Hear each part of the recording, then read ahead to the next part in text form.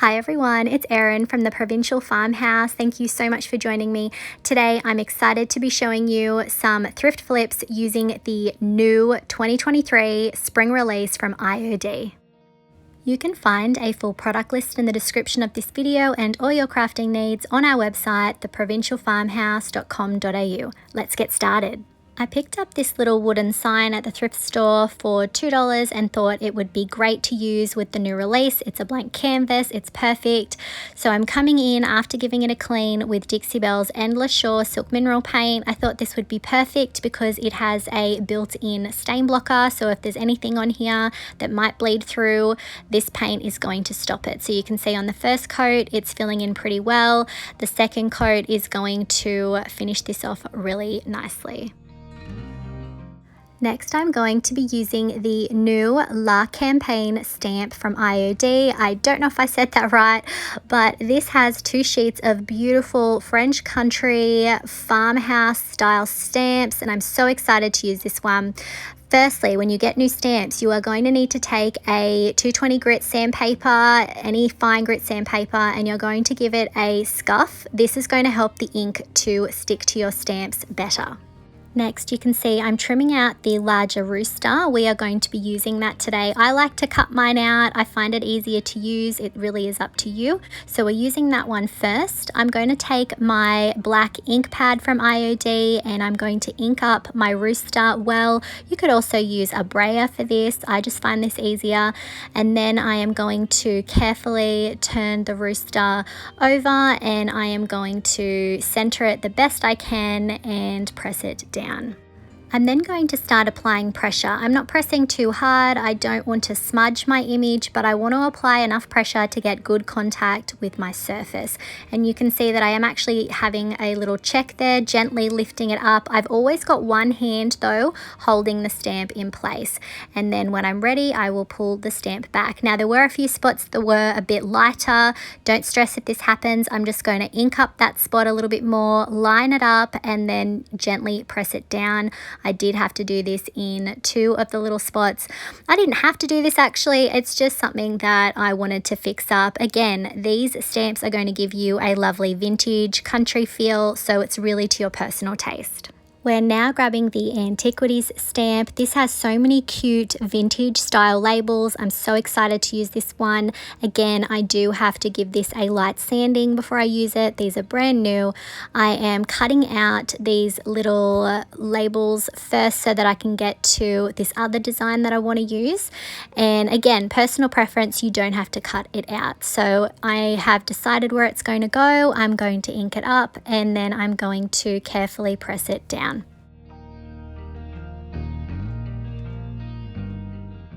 Next, we're going to be using IOD's Barnwood plank stamp. This is actually a 2-sheet stamp, but I'm just showing you the ones that I'm going to use. First, I'm going to grab out the mask from the stamps that I've used. I need those to protect my images before I move on to the Barnwood planks.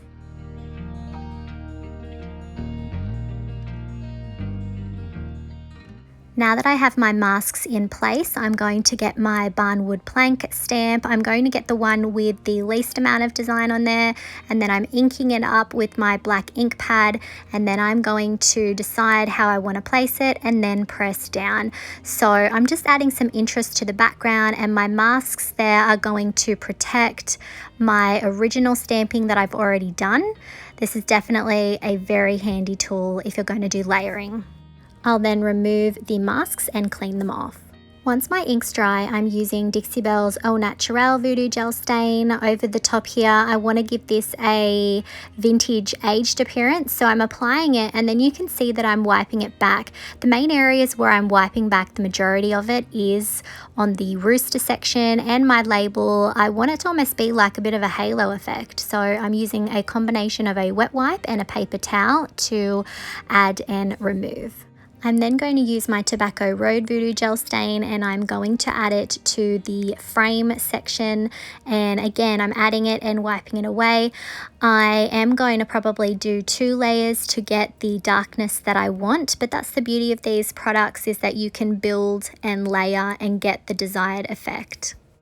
Also remember that the first paint that we used, the Endless Shore Silk Mineral Paint, has a built-in top coat. So this paint is already sealed. It makes it a lot easier for me to layer products like this or glaze or even wax. I have the freedom to wipe it back as much or as little as I want. It doesn't have a chance to soak in unevenly as long as you're applying it to a sealed surface.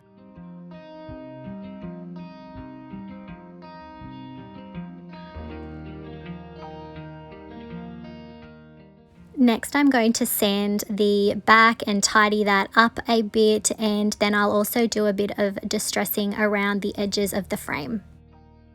And here's our finished rooster artwork.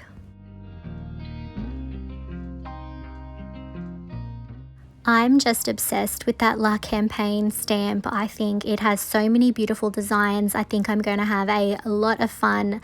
That rooster is just adorable. Let me know what you think of this in the comments.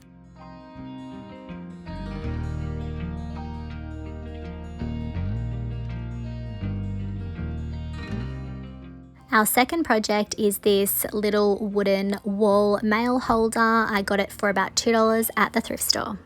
It did have a few random paint marks on it, so I'm using some fine grit sandpaper to even those out, and then I am giving it a good clean.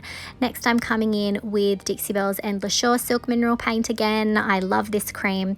I am going to apply it to the entire mail holder, and remember, this is a stain blocker, and there was a little bit of bleed through here, so I'm glad that it had that feature, and it also has a built-in top coat.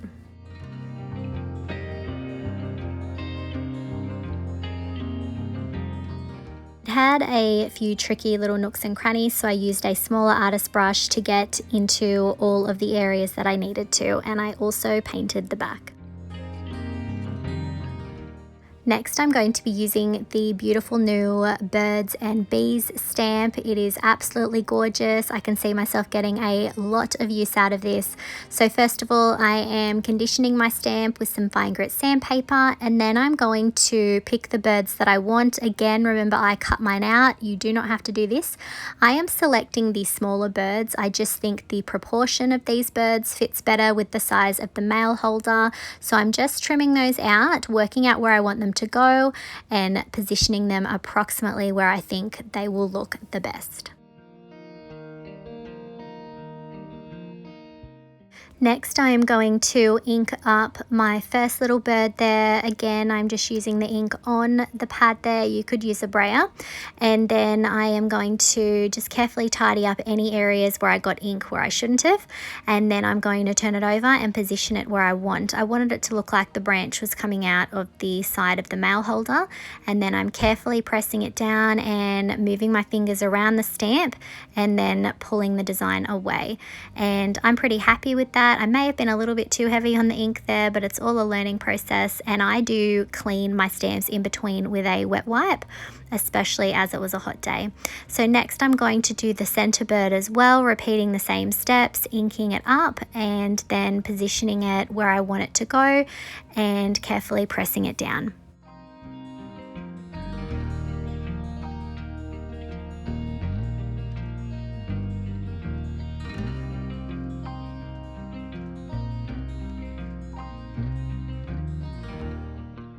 Now for the next stamp, I'm only inking up part of the bird's tail because the size of the area where I'm stamping is not going to allow all of the bird's tail to be seen, so I don't need to put ink on there. So I am carefully pressing the stamp down, and he will just have a bit of a shorter tail.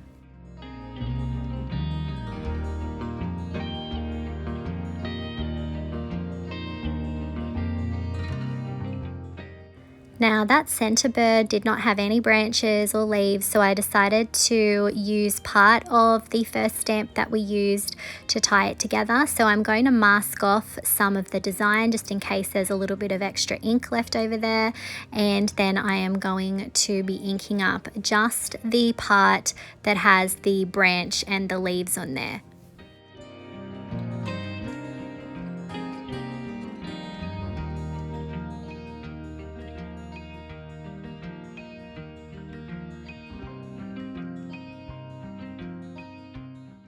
So this is definitely something you can do with a lot of your stamps. You can just use smaller elements of the stamp. You don't have to use the whole thing. It really is up to you and what you're trying to create. So as I've stamped here, I've lifted it away. I've noticed there's still an area that I missed with the ink, so I'm going to ink it up a little bit more, and then I'm going to carefully just press it down in the area where it didn't transfer. When the ink's dry, I'm using a 220 grit sandpaper to gently scuff the design. I want to give these a more aged appearance, and then I'm taking a medium grit sandpaper around the edges so that we can bring back some of that wood. And here's our finished wall mail holder.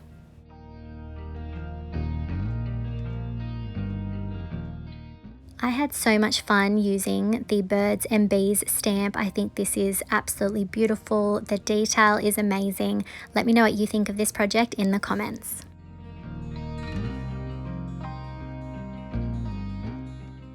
Our last project is this sweet little watering can that I got for about $5.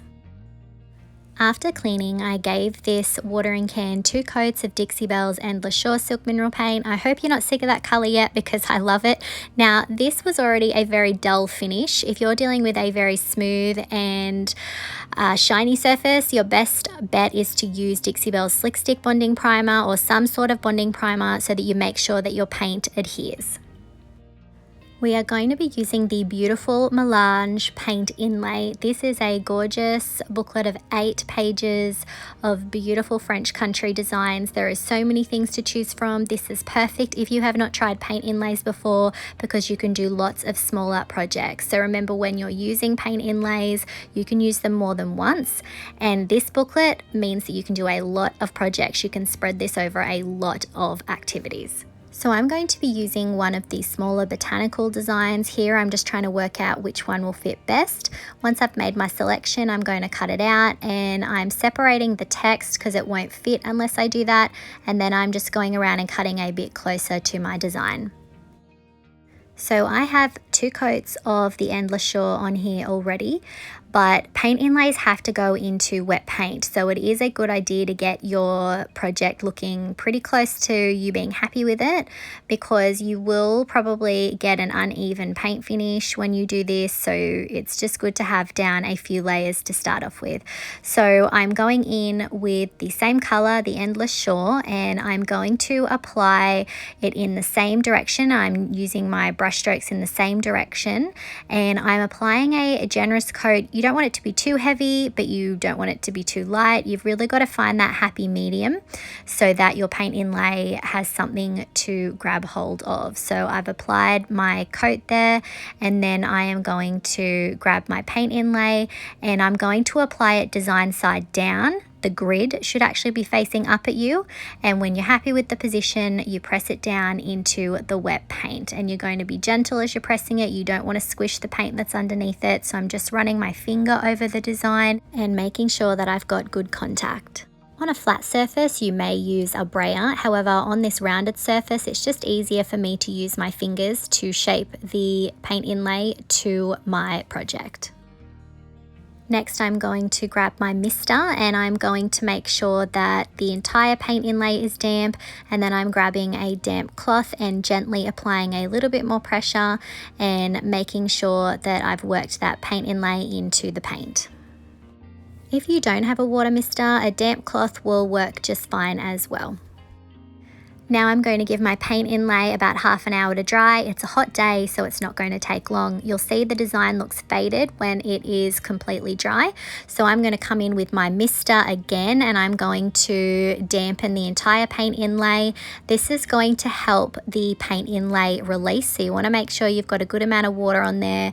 I am going to dab off any sort of drips. I'm then going to give it 60 seconds, and then I'm going to come in and I'm going to mist it just a little bit more. It's a hot day. I want to make sure that the paper is going to release, and then I'm going to very carefully start peeling my design away. If you have some resistance, put it back down, add a bit more water, but we're going to gently pull it away. I'm being very careful because I want to be able to use this again, so I don't want to rip it. So I'm removing it. I'm going to sit it somewhere flat to dry, and I'll be able to get another 2 uses out of that.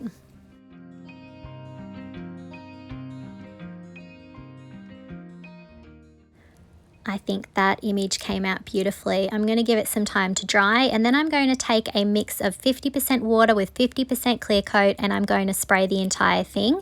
That will seal it enough so that now I can come in with my Dixie Belle flat clear coat to completely seal it. Next, I'm going to be using the Vintage Textures stamp. I'm going to be using the Distressed Paint stamp.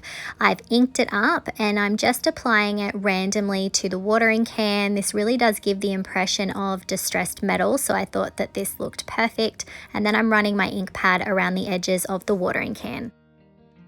And here's our finished watering can. I'm really happy with how this turned out. I love the melange paint inlay and I can't wait to use it more. Let me know what you think of this project in the comments.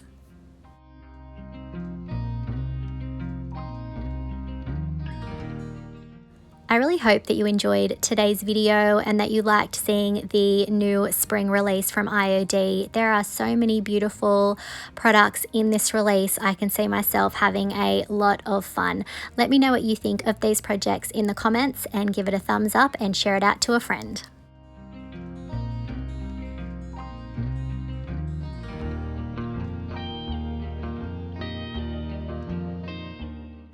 If you're not already, I would love it if you could hit that subscribe button and the notification bell so that you don't miss out on any of our videos. You can find all of the products used in today's video on our website, theprovincialfarmhouse.com.au. Thanks for watching.